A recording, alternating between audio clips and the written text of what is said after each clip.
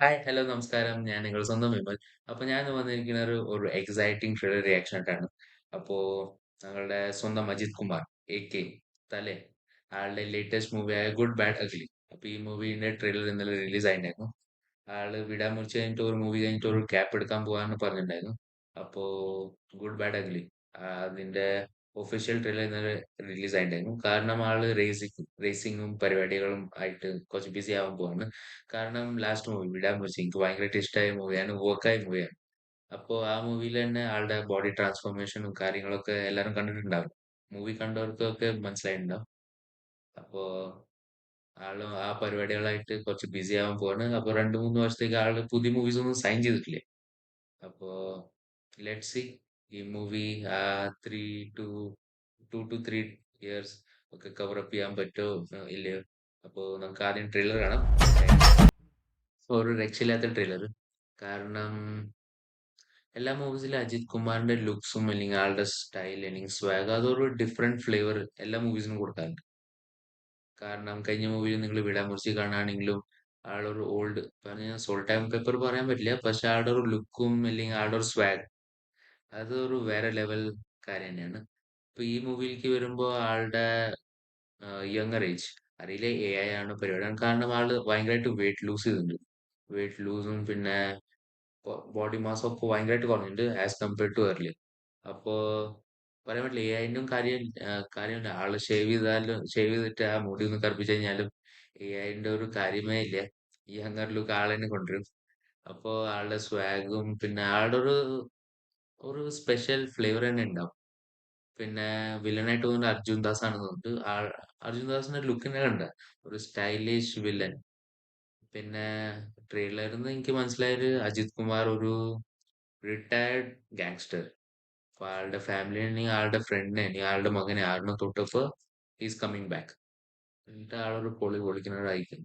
പിന്നെ ഓൾറെഡി പറഞ്ഞിട്ടുണ്ട് തോന്നുന്നു this is a mass entertainer.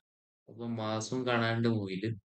പിന്നെ Yogi Babu, Trisha, of course, gorgeous. അപ്പൊ എല്ലാരും കൂടിയിട്ട് ഒരു പൊളിക്കണം. കാരണം അജിത് കുമാർ ഇപ്പൊ ഒരു ക്യാപ്പ് എടുക്കാൻ പോവാന്ന് പറയുമ്പോ ആളുടെ ഫാൻസിന് ഒന്നിട്ടെങ്കിൽ വേണമല്ലോ ഓർക്കാൻ. ഈ 2-3 വർഷം ഇങ്ങനെയും കഴിച്ചു കൊണ്ടുപോകാൻ. അപ്പൊ ഗുഡ് ബാഡ് അഗ്ലി എക്സ്പെക്ടേഷൻസ് ഉണ്ട്. സാധാരണ എക്സ്പെക്ടേഷൻ വെക്കാനേ പാടില്ല. പക്ഷെ ഗുഡ് എക്സ്പെക്ടേഷൻ, ഇങ്ങനെ കുറെ ഹൈപ്പ് കൊടുത്തിട്ട് എക്സ്പെക്ടേഷൻ ഒന്നും ഞാൻ വെക്കാറില്ല. ഏത് മൂവിക്കും ഞാൻ വെക്കാറില്ല. കാരണം എക്സ്പെക്ടേഷൻ വെച്ച് കഴിഞ്ഞാൽ വി ലൂസ് ദ എന്താ പറയാ ആ എന്റർടൈൻമെന്റ് ഫാക്ടർ, ഇല്ലെങ്കിൽ ഞങ്ങളുടെ ആ ഹൂപ്സ് ഇൻക്രീസ് ആവുന്നതോടും മൂവിന്റെ ഞങ്ങളുടെ എൻജോയ്മെന്റ് കുറഞ്ഞുകൊണ്ട് വരും. അപ്പോൾ no expectations, waiting for the movie. അപ്പൊ ഏപ്രിൽ 10ന് 4 movies: Alappuzha Gymkhana, good bad ugly, Bazooka, Maranamass. അറിയില്ല ഈ 4 മൂവിയുടെ ഒരു ദിവസം തന്നെ വെക്കണത്. കാരണം നമ്മളൊക്കെ മിഡിൽ ക്ലാസ് ഫാമിലി. അപ്പൊ മിഡിൽ ക്ലാസ് ഫാമിലി ആൾക്കാർ എന്ത് ചെയ്യാ? കാരണം ഒരു മൂവിക്ക് തന്നെ പോണെങ്കിൽ ഭയങ്കര ചെലവാ. ടിക്കറ്റിൽ തന്നെ 1000 രൂപ പോകും. കാരണം എന്റെ വീട്ടിലത്തെ കാര്യം പറയുകയാണെങ്കിൽ ഞങ്ങൾ 3 പേരാ. 3 പേർക്ക് ടിക്കറ്റ് എടുക്കാൻ പറഞ്ഞാൽ 1000 രൂപ. ഞങ്ങൾ എന്റർടൈൻമെന്റിന് പോകും. പക്ഷെ 4 മൂവിക്ക് ഒരു മാസം തന്നെ പോകാന്ന് പറഞ്ഞാൽ പിന്നെ ആഫീസിനും പൊട്ടി പോകും. അപ്പൊ അറിയില്ല ഈ 4 മൂവി ഒരു ദിവസം തന്നെ. പിന്നെ അവർ പറയാൻ തുടങ്ങും കളക്ഷനിലെ കാര്യങ്ങളിലെ. അപ്പൊ ഓക്കെ ഫൈൻ. അപ്പൊ നോക്കട്ടെ. കാരണം ഞാൻ താമസിക്കുന്നത് പൂനെയിലായ കാരണം ഏത് മൂവിയാ തിയേറ്ററിൽ വരാന്ന് അറിയില്ല. അപ്പൊ വരുന്ന എല്ലാ മൂവി ഞങ്ങള്, കാരണം ഞാനും എന്റെ അച്ഛനും സിനിമ പ്രാന്തന്മാരാ. അപ്പൊ മോസ്റ്റ്ലി എല്ലാ മൂവീസും ഞങ്ങൾ കാണാൻ പോകാറുണ്ട്. എസ്പെഷ്യലി എനിക്ക് ജോലി കിട്ടിയ ശേഷം ഞങ്ങൾ പോകാറുണ്ട് എല്ലാ മൂവീസിനും. അപ്പൊ ലെറ്റ്സ് സി ഏത് മൂവിയാ ഫസ്റ്റ് വേണ്ടത് ആ മൂവിക്ക് പോണതായിരിക്കും. അപ്പോ എന്റെ ചാനൽ സബ്സ്ക്രൈബ് ചെയ്യാത്തവർ ഫസ്റ്റ് സബ്സ്ക്രൈബ് ചെയ്യാം. കാരണം ഞാൻ മൂവി കണ്ട ശേഷം ഞാൻ റിവ്യൂ ഇടുന്നതായിരിക്കും. ലേറ്റ് ആവുകയാണെങ്കിലും ഞാൻ റിവ്യൂ ഇടുന്നതായിരിക്കും. ഓക്കെ. അപ്പോ guys, thanks for the support.